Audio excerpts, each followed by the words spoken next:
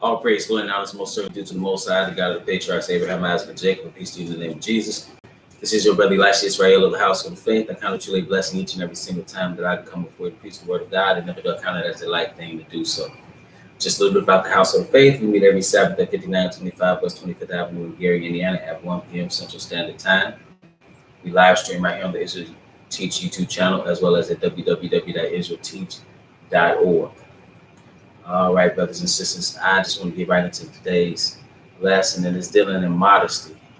And what made me think about this is I was reading this book earlier, revisiting this book, the autobiography of Malcolm X. And I'm clearly not a Muslim, but this is a book that one thing let me say this, one thing I admired about Malcolm X was that he was uncompromising and an example of masculinity, a good example of masculinity. I didn't agree with obviously his religious standpoint, but nevertheless, this is a book about transformation. One thing puts it in perspective is when he was in jail at one point for robbery in Boston, and then years later he appears at Harvard, at the Harvard Law Forum, to lecture. And his hangout, in which he would take his goods that were stolen from houses in the area, was right around in that same vicinity.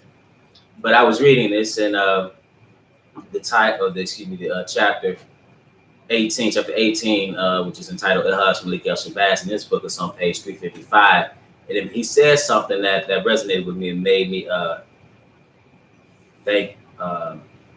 think about something. He said here, in Beirut's Palm Beach Hotel, I luxuriated in my first long sleep since I had left America. Okay, so now this is like the chapter before this, he's in Mecca, but that's, because when he's talking about the Holy Land, he's not talking about the true Holy Land, which is Jerusalem. He's talking about Mecca. So he says, then I went walking fresh from weeks in the Holy Land. Immediately, my attention was struck by the mannerisms and attire of the Lebanese women. In the Holy Land, there had been the very modest, very feminine Arabian women, and there was this sudden contrast of half French, half Arab Lebanese women who projected in their dress and street manners more liberty, more boldness. I saw clearly the obvious European influence upon the Lebanese culture. It showed me how any country, now listen to this, is what he said. I thought this was insightful. He says, it showed me how any country's moral strength or its moral weakness is quickly measurable by the street attire and attitude of its women, especially its young women. Wherever the spiritual values have been submerged, if not destroyed, by an emphasis upon the material things, invariably the women reflected. Witness, the women, both young and old, in America, where scarcely any moral values are left. There seems in most countries to be either one extreme or the other. Truly, a paradise could exist where, then he says, wherever material progress and spiritual values could be properly balanced. But this whole idea that your women are, and I'm not saying you, I'm saying the women in your community or in your country are a reflection of the moral values of the country. And I thought that was key. I thought that was insightful. And when you think about women in the West, okay, what comes to mind when you think about the attire in particular? If we were to judge the moral values based on the attire, we would say that there's been a loss of morality.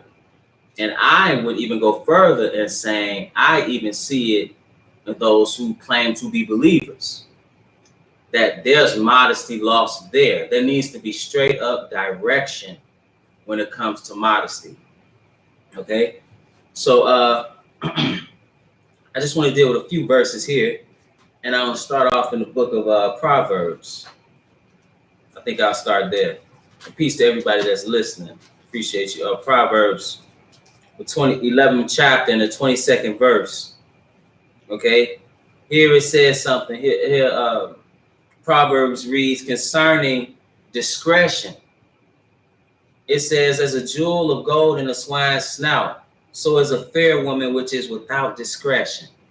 Okay, and part of that discretion is how you are dressed.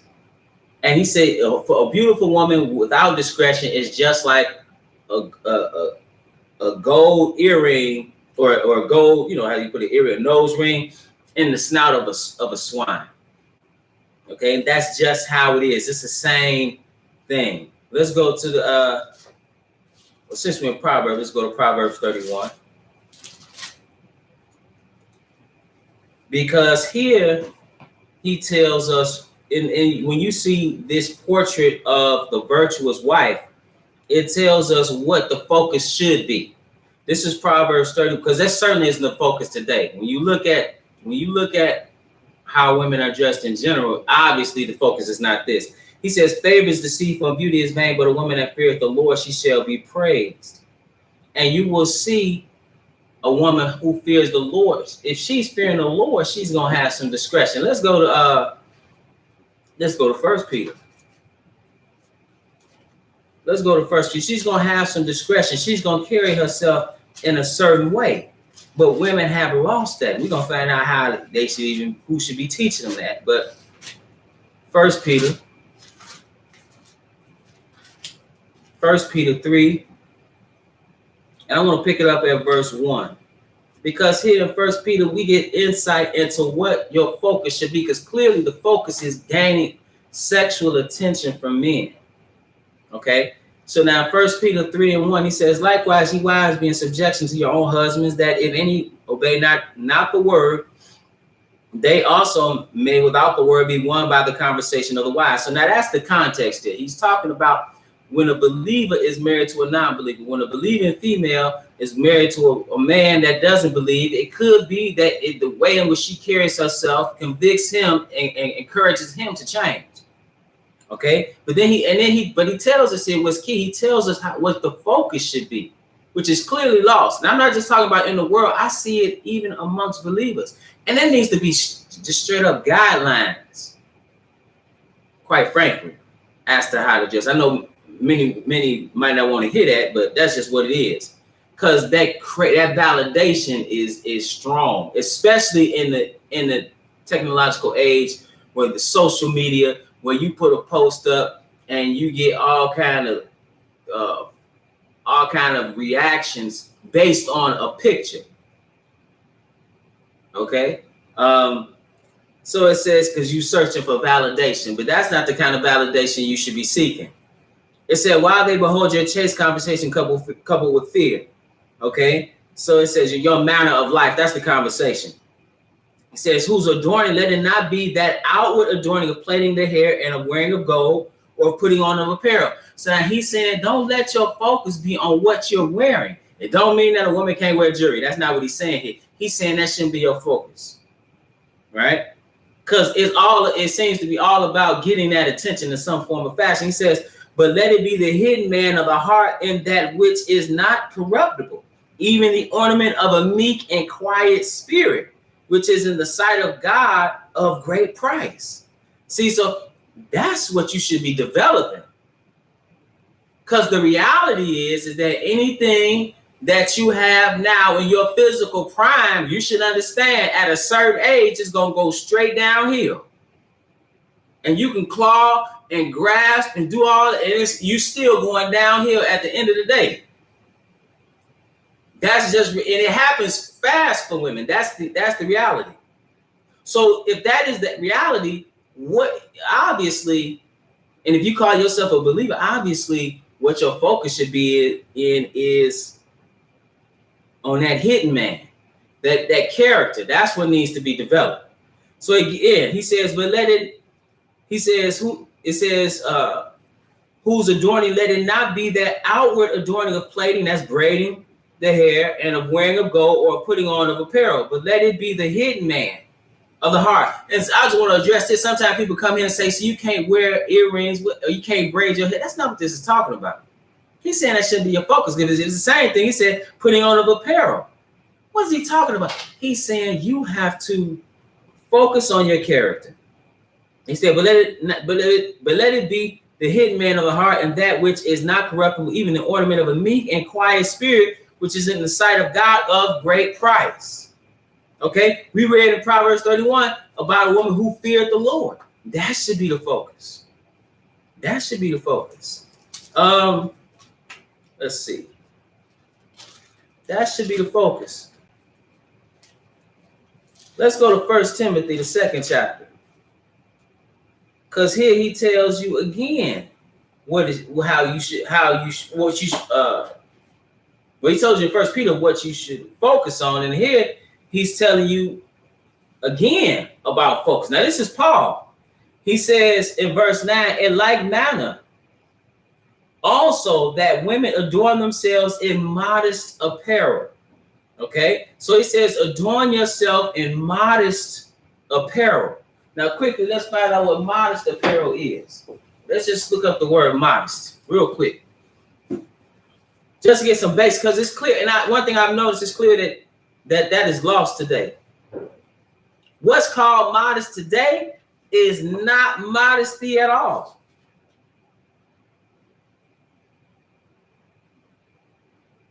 It's not modesty at all. Sisters really need to get into the business of making their own clothes, because so here, modest. Give me a second.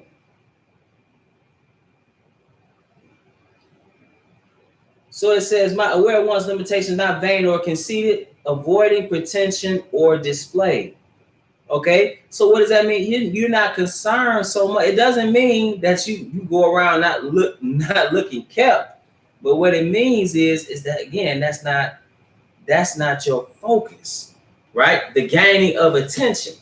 So again, it says avoiding pretension or display, restrained and reasonable, shunning. Then it says shunning indecency.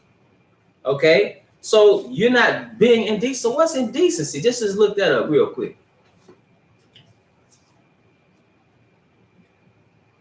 So here we see in the word indecent, morally offensive, lacking modesty.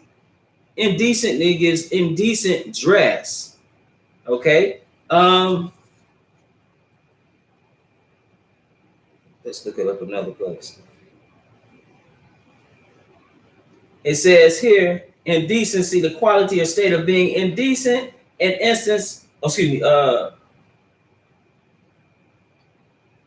says unseemliness. Okay. So it's talking about you looking a certain way, right? So it says in like manner also that women adorn themselves in modest apparel with shamefacedness. Okay, that's talking about godly fear. That's what that's referring to. Then it says in sobriety, not with braided hair or gold or pearls or costly array. Okay, so it's saying a woman should wear modest apparel, because your apparel says something about you and who you actually are. See, people think you can set. This is a big misconception, particularly in the West. Women think, and people in general think they can separate how they dress from like who they are or their character. No, that's a reflection. It's a reflection of who you are. Let's just show you that. Let's go to Proverbs, the 7th chapter. Proverbs, the 7th chapter. I'm going to pick it up at verse, Proverbs 7 and 10. And I want to just show you this in this one verse to show you that you could have certain dress that says something about you. This is Proverbs 7 and verse 10. It says, and behold, there met him a woman with the attire of an harlot and subtle of heart. So now this woman who has attire is what you wear, it's clothing, obviously. Then it says the attire of an harlot, though. See, he said a harlot. So like, what's the attire of a harlot? Or a harlot is a prostitute. Or a harlot or a whore's woman could be, in general terms, could deal with a woman who is promiscuous. So what kind of clothing is she going to wear? She is going to wear clothing that is sexually provocative. How can something be sexually provocative? Because it's showing off certain body parts. It's highlighting certain body parts. See, one thing, if we'll keep it in this, if we're being honest, and I'm not talking about a burqa from head to toe, so don't misunderstand what I'm saying. But if you look at, if you ever observe how women, particularly Muslim women, and some sisters that are in the faith, not all, some Muslims women, you will see that they cover themselves. It's hot, they cover themselves. It's cold, they cover themselves. And so that gives off a different type of vibe, if you will, as opposed to somebody who's walking around with spandex pants on, or that have delicious written on the back, on the backside, on the derriere. That, or you can see straight through. What? How is that modest? Or you're wearing dresses or skirts that you're standing up and it ain't even it's nowhere near your knees. Why are you doing that? That's not what you should do. That certainly isn't modesty. So now it says one that has the attire of a harlot. See, your attire can suggest some things about you. Because one thing modest attire tells you, if you see a woman who's covered, but it doesn't mean it doesn't mean she's not attractive physically. It doesn't mean that her clothes are not nice. It doesn't mean, that she doesn't have a nice personality. But what that will indicate is that she has respect for herself. But if you see a woman with Daisy Dukes on, with a halter top and the belly showing, you can see all the belly ring and all this, what is that telling you? That's telling you something. That's giving an entirely different message. That's not even telling the man that he needs to deal with the mind. It's telling you that you want to deal first with her physical body, sexually. So now it says this woman had the attire of a harlot. Let's go to Genesis 38th chapter and see an example of this attire of a harlot. So now this is Judah's daughter-in-law. Okay, this is Genesis the 38th chapter, and it says something here. It says, let's see. I'm gonna pick it up in Genesis, because what happened was this is supposed to be the fulfillment of the Liberate law. His son had a wife and he died, and then his other son died. Right? He was supposed to be fulfilling the duty of the brothers, and so it says now in verse 11. It says, "Then said Judah to Tamar, his daughter-in-law, remain a widow at thy father's house, till Shelah my son be grown. For he said, lest peradventure, perhaps he die also, as his brethren did. And Tamar went and dwelt in her father's house." Because that indicates that a woman is supposed to have covering. See, when you out looking like a harlot or like a whore's woman, that also indicates you don't have covering and protection. See, it's levels to it. It indicates you don't have protection. And you literally don't have protection over your body. Why? Because modest apparel is a layer of protection. What do I mean, a layer of protection? It's a layer of protection against the thoughts that somebody might have. Because one thing in this world that people need to realize that they don't understand is not fair is that you have to take into account what other people do. It's just like when you tell your child, no, you can't go to this place. Why? I'm just going to have fun. Yeah, you're going to have fun, perhaps, and not cause any trouble, but those people who are going to be there are not going to be there with good intentions. And therefore, if they don't have good intentions, you could be hurt being in the vicinity of those people. So if you have people, obviously, who deal in assault of women, one thing you want to do is cover yourself. And that layer of clothing can actually be a layer of protection. Give you an example of that. Even when you look at how, and again, I'm using the Nation of Islam and their dress of their women, that is a layer of protection for their women. The literal clothing is a layer of protection, right? So again, it's giving out a certain signal about you, being it's a physical barrier, okay? So And then a woman also, it also indicates that you don't have protection at home. Because if you had a father, a true father is not sending his daughter out to where she dressed like a whore. I'm just keeping real. And I've seen, again, I don't go a lot of places. I just observe. I'm shopping. I'm getting my groceries, and you'll see somebody 18, 19, maybe 17, a young girl dressed totally inappropriate, and she walking with her father. How you feel comfortable walking with your daughter and she has on Daisy Dukes? I guess that's what they still call them. How you feel comfortable with that? You better go. Where you get that from? Where'd you get the clothing from? These parents buying the clothing. But then, you see it with the mama, she got it on too. So if the mama don't have sense enough to cover up her stomach, don't cover up her legs, don't cover up her derriere, don't cover up her breast, then she teaching the daughter the same thing. So if you a man, you are there to protect and ensure that doesn't take place, and you're gonna have a certain standard in your home about how women in your home should dress. That doesn't sound very progressive. Well, it is what it is. So he said, go in your mother's house. Why? Because in Hebraic, in Hebraic thought, a culture rather, a woman is always supposed to have a covering. So her husband was her covering. When her husband died, he said, go back into your father's house or your initial covering. Okay? Peace to your brother Elbert. So then it says, and peace to everybody that's listening. Brother Isaiah and everybody else. Sister Cynthia, peace to everybody. Sister Ruth. So it says,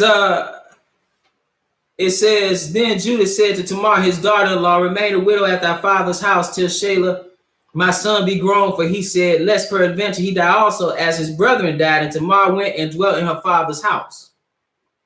Okay? So now, and then the son was given to, or basically got another. So it says in the process of time, the daughter of Shua, Judah's wife, died, and Judah was comforted and went up into his sheep shears to Timnath, he and his friend Hirah the Adulamite. And it was told Tamar, saying, behold, thy father-in-law goeth up to Timnath. Or let me back up a little bit. It's not that he took another, that she was given to another at this point. He said, let him be grown. And so she found out that he was going up. Then it says, and she put her widow's garments off from her. That's 14. So now now we read about the attire of a harlot in Proverbs. Now we read in Proverbs 7. Now we read about the attire of a widow. So your attire shows that what you are. We read another place that a woman had something that was like she was a virgin. Okay.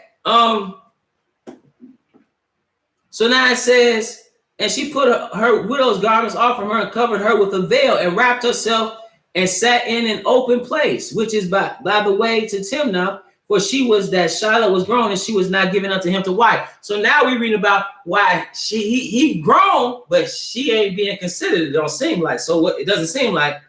Now listen to what Judah thought when he saw her. In verse 15, it said, when Judah saw her, he thought her to be a harlot.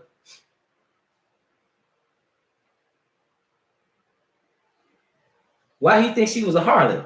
Because she was sitting there in the open space with a veil on her face. See, because the veil, through the veil, you could maintain anonymity. That's why they wore masks at carnival back in the old days, in the ancient times. They wore a mask so they could have sexual intercourse just without worrying about anything, because they doing it with masks on. So when she's wearing this, it's indicating that she's what? That she is a harlot.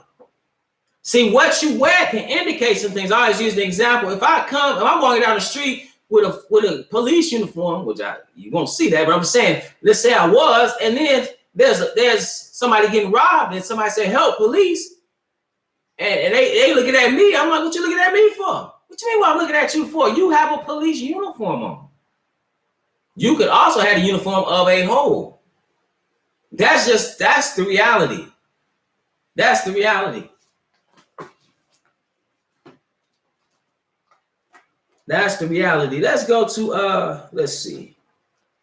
Let's go to First Corinthians, because the common things have been lost. Common, I mean by common sense. Certain things, common sense tells you that certain things need to be covered on your body. That's common sense. Okay? First Corinthians, the 12th chapter, I want to pick it up at verse 23. It says, and those members of the body which we think to be less honorable, upon these we bestow more abundant honor, and our uncomely parts have more abundant comeliness. What does that mean? It says you take extra effort to cover up not your wrists, but you make sure your private area is covered. So for a woman who that's more of an issue for, just because physical anatomy, just basic anatomy, common sense tells you that you should take more effort to cover these. You should be wearing clothes that don't fit. Okay, so let me just give you some guidelines. Just give you some guidelines of what. Actually, let me hold those guidelines. Let's go to Titus, because we've clearly lost how to do this, and you see this even in the truth. Unfortunately, Titus, the 2nd chapter, and I just want to read something here. Titus, the 2nd chapter, I'm going to pick it up at verse 3. It says, the aged women likewise, that they be in behavior as becometh holiness, not false accusers, not given to much wine, teachers of good things. So when a woman want to teach, that's what she should be teaching, not standing in the pulpit, the word of God. It says, the aged women likewise, that they be in behavior as becometh holiness, not false accusers, not given to much wine, teachers of good things, that they may teach the young women to be sober. What does it mean? Sober-minded. To love their husbands, to love their children, to be discreet and chaste. Chaste. What's chaste? Let's look up chaste real quick. Just basic words. Let's look up chaste. What does it mean to be chaste?